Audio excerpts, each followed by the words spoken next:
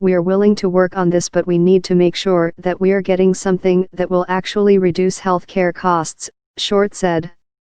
Republican Senator Lamar Alexander and Democratic Senator Patty Murray unveiled legislation to shore up the insurance markets created under the 2010 health care law by reviving the subsidies, which Trump has discontinued, for 2 years to help lower-income Americans obtain medical coverage. Short said the administration was sending a list of the principles it would like to see in any legislation to the bill's co-authors and would likely make them public.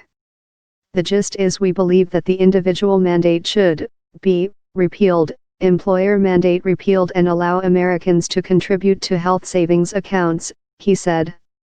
Earlier on Thursday, Alexander and Murray said the deal they struck now has the support of 12 of the 52 Republicans in the 100-seat Senate, as well as 12 Democrats.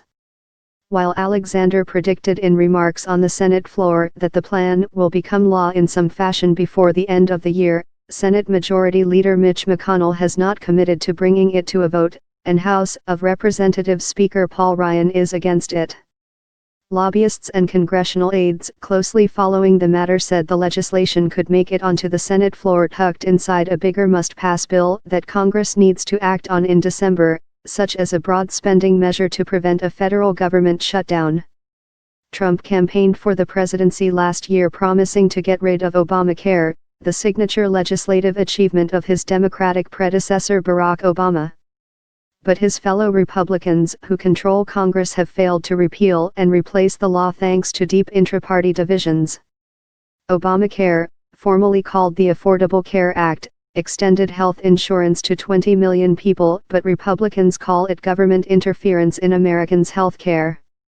The law's individual mandate requires all Americans to purchase health insurance, while its employer mandate requires businesses of a certain size to offer affordable coverage. Trump reverses position. Trump initially indicated support for the Alexander-Murray agreement but reversed himself, saying on Wednesday, "I can never support bailing out insurers." Senator Mike Rounds, one of the bill's Republican co-sponsors, said that if Trump decides he does not support it, then it will not go forward. When a reporter noted that Trump does oppose it, Rounds replied, "That was yesterday."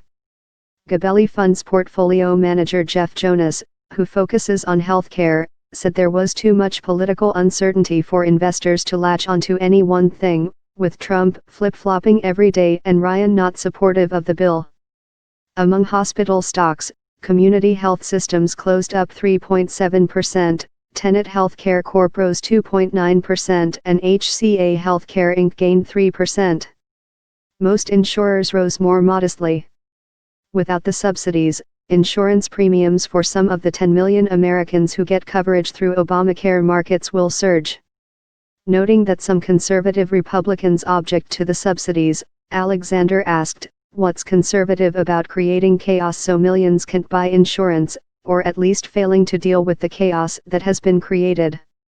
The bill has broad support among Democrats, but had just 7 Republicans on record supporting it only a day earlier. Republican Senators Bill Cassidy and Lindsey Graham, who co-authored a bill in September to repeal and replace Obamacare that failed to muster enough support, endorsed the bipartisan effort. "We believe we need a package which stabilizes the market in the short term and lays the groundwork for a long-term solution that would overhaul Obamacare," they said in a joint statement. If passed in December, as opposed to before the November 1 beginning of enrollment for 2018 Obamacare insurance policies, it would be unlikely to affect premiums for next year, meaning its benefits might not be felt until 2019. Insurers have already decided whether to participate in the Obamacare markets and set higher rates to build in the possibility that the subsidies would vanish. Insurers say they do not profit from the subsidies, but pass them on directly to consumers to reduce deductibles, co-payments and other out-of-pocket medical expenses for low-income people. The bill would also give more flexibility for states to offer a wider variety of health insurance plans while maintaining the requirement that sick and healthy people be charged the same rates for coverage. Many Senate Republicans are nervous about the prospect of voting on any health care measure, no matter what legislation it may be attached to, that buttresses Obamacare. Part of the fear, One senior Senate Republican aide said, is that Trump's former chief White House strategist Steve Bannon is recruiting hardline conservative primary challengers to run against incumbent Republican senators next year. The aide said incumbents do not want to be forced to cast a controversial vote to stabilize Obamacare, a law reviled by many conservatives. If all 46 Senate Democrats and 2 independents back the Alexander Murray bill as expected, the support of the 12 Republicans means the bill has the 60 votes needed to reach the supermajority required to pass most legislation in the Senate. Trump on Thursday underscored his concerns about the bill. He urged Alexander and Murray to be careful with respect to the insurance companies, which he said are extremely talented at making money. Alexander and Murray said their legislation does not bail out insurers. Alexander said House Republicans passed an Obamacare repeal and replace bill in May that also would continue subsidy payments for 2 years.